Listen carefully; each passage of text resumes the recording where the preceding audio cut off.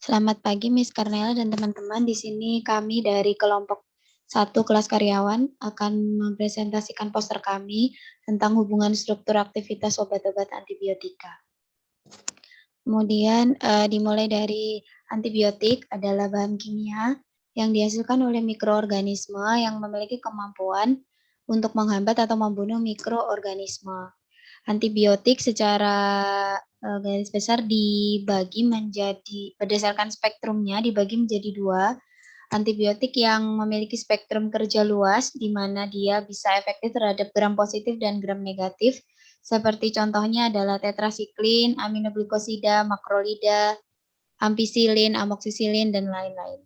Kemudian yang kedua adalah antibiotik spektrum sempit, adalah antibiotik yang efektif hanya pada bakteri gram positif atau bakteri gram negatif dan untuk yang spektrum sempit masih dibagi lagi menjadi antibiotik yang hanya efektif pada bakteri gram positif seperti contohnya basitracin, erythromycin, lincosamid atau asam fusidat. Lalu antibiotik yang efektif hanya terhadap gram negatif yaitu seperti contohnya colistin, polymyxin atau sulfomycin. Lalu yang ketiga, antibiotik yang hanya efektif terhadap mycobacteria yaitu contohnya streptomycin, kanamycin, rifampicin, fiomycin.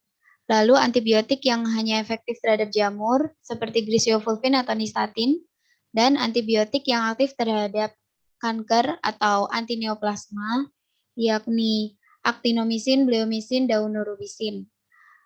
Lalu kalau dari mekanisme kerjanya antibiotik ada 5 golongan. Yang pertama, antibiotik yang menghambat sintesa dinding sel, contohnya adalah penisilin dan cefalosporin.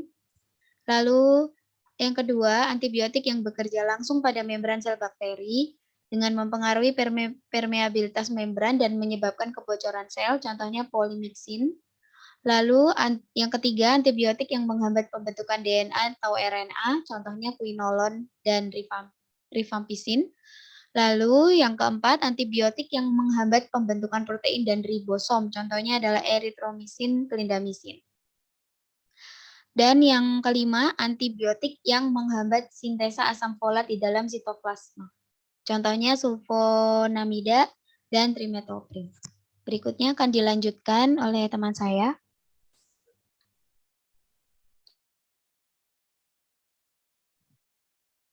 Selanjutnya, antibiotik berdasarkan struktur kimia.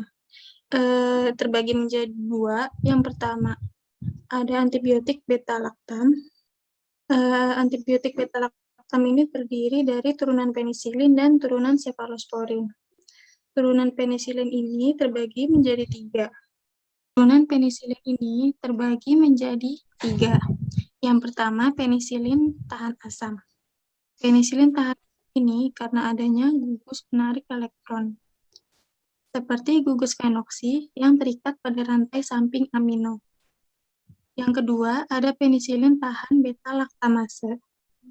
Karena adanya gugus meruah atau bulky pada rantai samping amino, misalnya cincin aromatik yang pada kedudukan orto mengandung gugus halogen dan metoksi. Yang ketiga, ada penisilin dengan spektrum luas, yaitu karena ada gugus hidrofil seperti NH2 pada rantai samping, sehingga penembusan obat melalui pori saluran protein membran terluar bakteri gram negatif menjadi lebih besar. Selanjutnya ada turunan cefalosporin.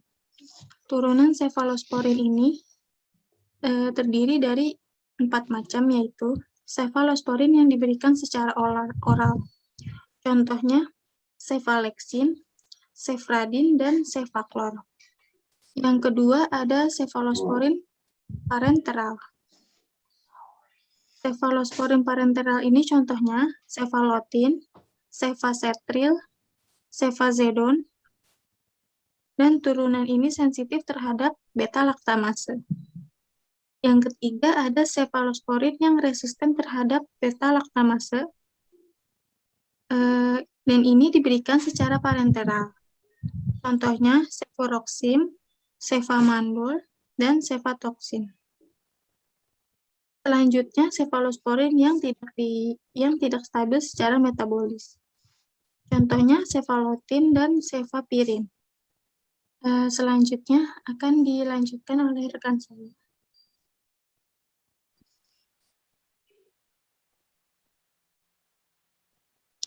Selanjutnya saya akan melanjutkan yaitu aminoglikosida. Antibiotik golongan ini umumnya merupakan antibiotik spektrum luas dengan aktivitas yang lebih tinggi dalam melawan bakteri gram negatif dibandingkan gram positif.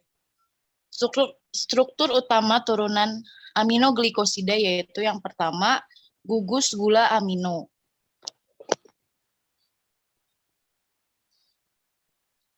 Yaitu posisi C6 dan C2 merupakan target dari penginaktifan enzim bakteri. Ada substitusi metil pada C6 dapat meningkatkan resistensi enzim. Dan hilangnya gugus 3 OH atau 4 minus OH atau keduanya tidak mempengaruhi aktivitas enzim. Yang kedua ada cincin aminosiklisitol,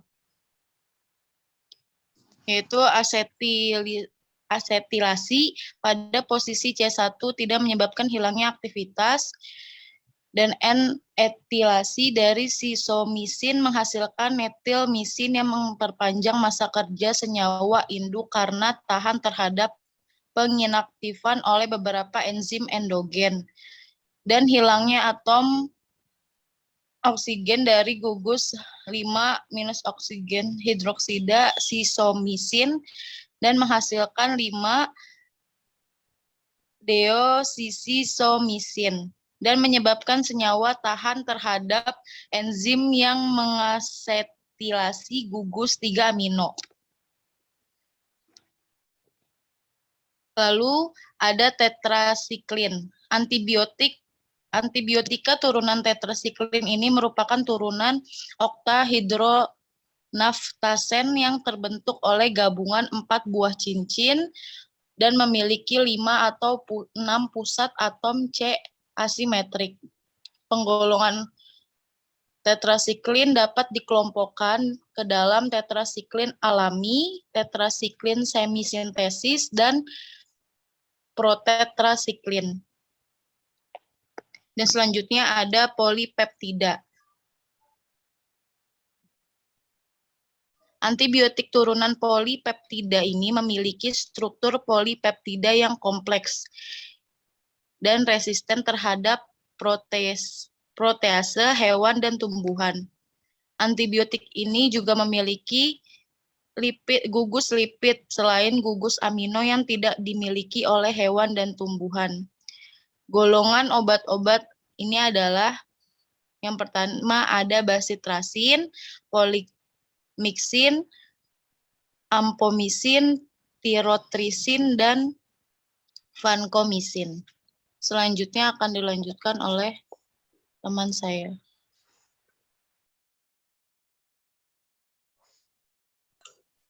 Berikutnya ada golongan makrolida memiliki cincin lakton besar.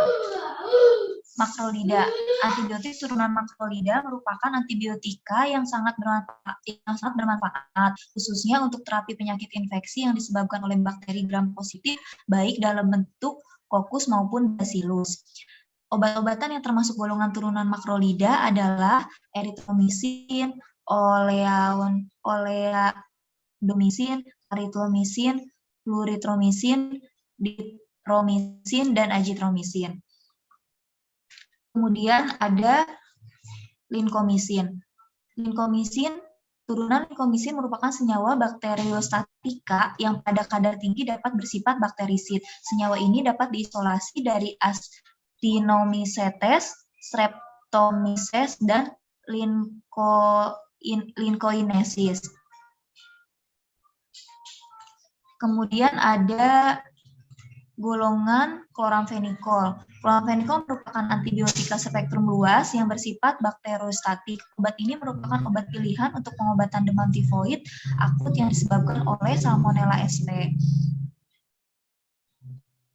Kemudian ada rifampicin. Rifampicin diisolasi dari fermentasi kultur Nocarida mediterranea dan merupakan antibiotika dengan spektrum aktivitas yang luas. Pada umumnya, rifampicin digunakan sebagai obat anti tuberkulosis. Sekian presentasi dari kelompok kami, kurang lebihnya mohon maaf. Selamat siang.